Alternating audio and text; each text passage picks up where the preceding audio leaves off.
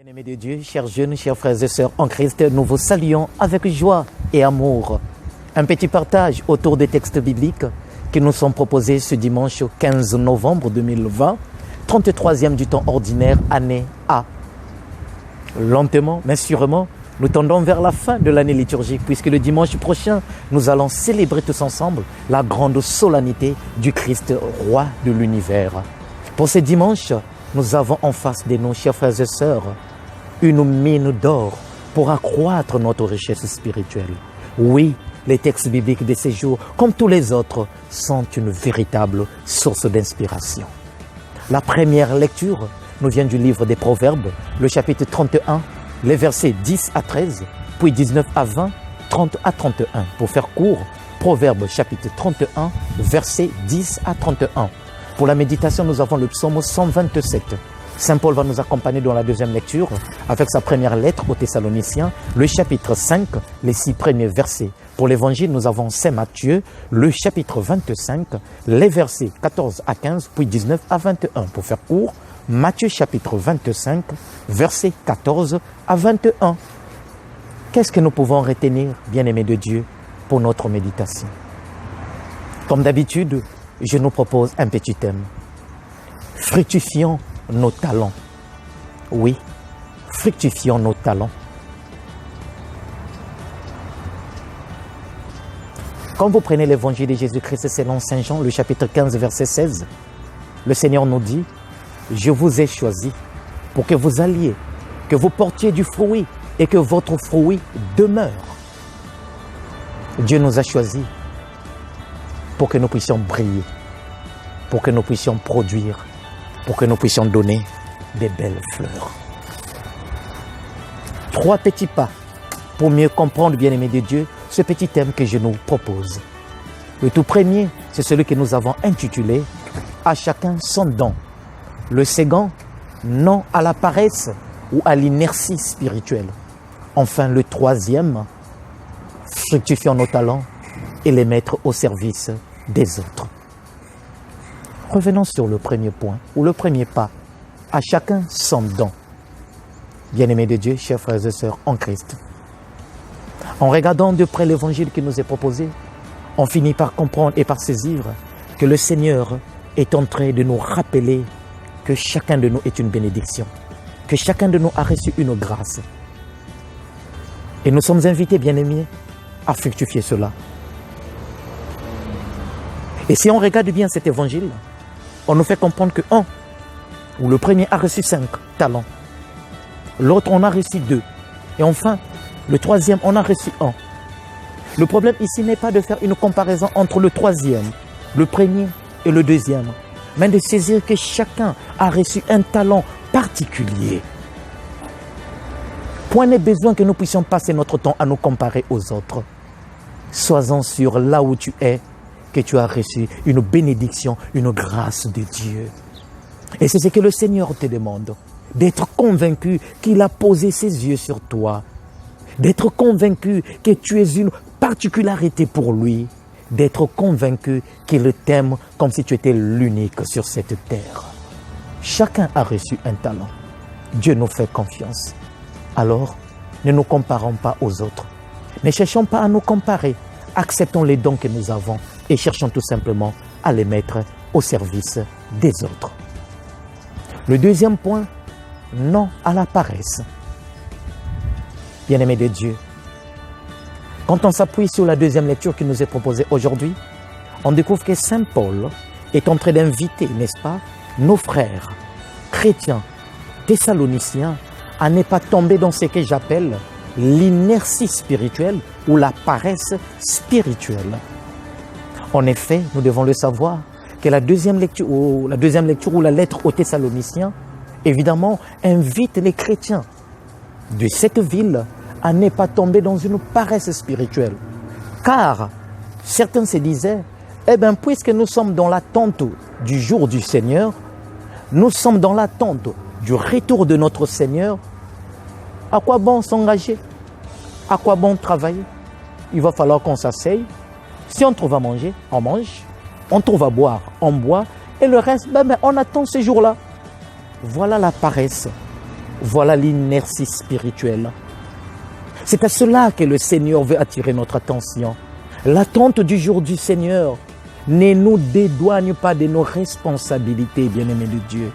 L'attente du jour du Seigneur ne nous dédouane pas évidemment de nos responsabilités de chaque jour. Nous devons plutôt nous engager, mieux et bien faire ce que nous avons à faire pour que le Seigneur, quand il reviendra, et qu'il nous trouve en tenue de service. Non à l'inertie spirituelle, non à la paresse spirituelle. Nous devons plutôt chercher à être créatifs, à être inventifs, à penser, à bouger, pour qu'effectivement le talent que le Seigneur nous a donné puisse croître, puisse se développer, bien-aimé de Dieu. Chacun a reçu un don. Alors ne faisons pas comme le troisième serviteur dans l'évangile. Il a soupçonné même Dieu. Il n'a pas fait confiance à Dieu. Ah, maître, je savais que tu es un homme ceci, que tu fais cela. Voilà pourquoi j'ai pris ton talent et je suis allé l'enfouir quelque part. Mais non, le Seigneur nous dit, je t'ai donné ce talent, pas pour que tu partes l'enfouir quelque part, mais c'est pour qu'évidemment, à travers ce talent, que tu puisses briller, que tu puisses étendre le règne et que tu réalises hic et nunc, le règne de Dieu. Nous recevons des talents et nous en avons. Nous avons des qualités, oui. Mettons-le, fructifions-les pour pouvoir les mettre au service des autres. C'est effectivement le troisième pas, bien-aimé de Dieu, de notre petite méditation. Fructifions nos talents et cherchons à le mettre au service des autres. Et ici, nous allons nous appuyer sur la première lecture qui nous est proposée aujourd'hui. Regardons un peu de près cette lecture, bien-aimée de Dieu. L'image qui nous est présentée, c'est l'image d'une femme parfaite, d'une femme idéale. C'est le portrait de cette femme-là. Oh, que c'est beau! C'est beau évidemment de reprendre ces textes pour accompagner les couples. Et d'ailleurs, pour une petite parenthèse, c'est un texte que nous choisissons toujours lorsque nous avons cette chance, cette grâce d'accompagner les couples. Ça fait partie des textes, des méditations et des formations. L'éloge. Et notre parenthèse nous conduit également aussi à inviter tous ces jeunes qui veulent s'engager. Vous qui êtes, n'est-ce pas, à la recherche d'une âme sœur avec qui vous allez évidemment passer votre vie, réalisez ce texte. Réalisez ce texte des Proverbes, chapitre 31. Mais revenons dans le cadre de notre thème. Fructifions nos talents et les mettre au service des autres. Chers frères et sœurs en Christ, en regardant bien cette première lecture, on finit par découvrir que cette femme, le portrait qui nous est présenté, c'est une femme qui possède des qualités.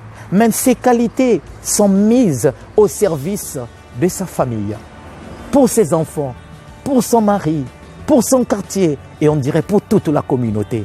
Et donc Dieu a mis en chacun de nous des dons. Cette femme, on a reçu. Elle se réveille tôt le matin. Elle travaille dur. Elle prépare de quoi manger pour sa famille. Elle ne reste pas inerte. On dirait peut-être entre griffes inactive. Mais bien au contraire, elle profite de ce qu'elle a et elle part pour pouvoir communiquer cela, pour pouvoir partager d'abord avec ses frères et sœurs de la communauté, mais en même temps aussi avec ceux qui sont autour d'elle. Elle n'est pas, on dirait en un mot, paresseuse.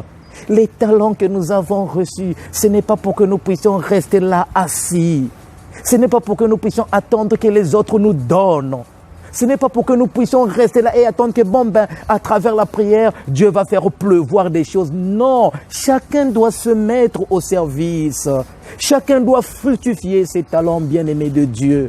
Tu es plombier, tu es commerçant, fructifie ton don. Tu élèves, étudie.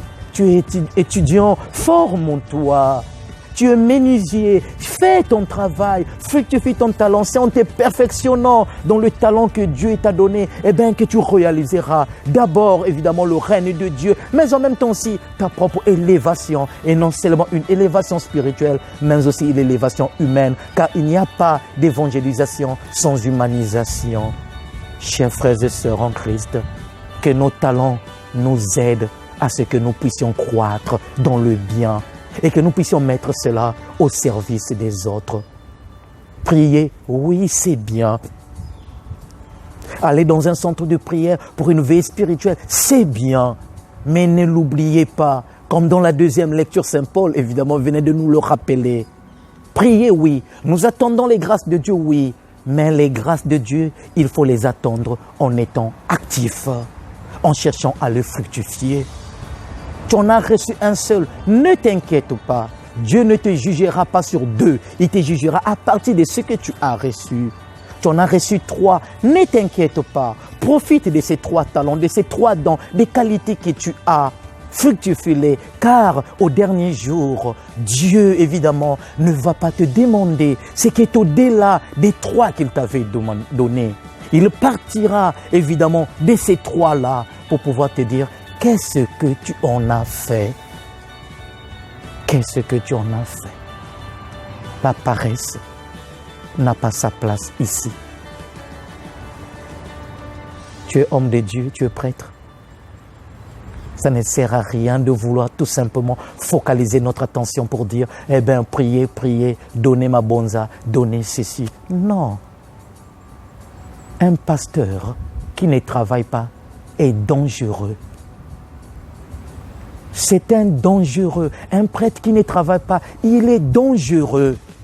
Parce qu'effectivement, et Saint Paul le dira très bien, qui ne travaille pas, eh bien, qui ne mange pas non plus. Il faut travailler. Son travail, c'est être au service des brebis de Dieu, c'est les écouter. Mais en même temps aussi, il y a des cours qu'on peut donner dans une école qui est là à côté. On doit fructifier nos talents. Chacun en a reçu. La parole de Dieu vient illuminer nos talents. La parole de Dieu vient compléter le talent que nous avons.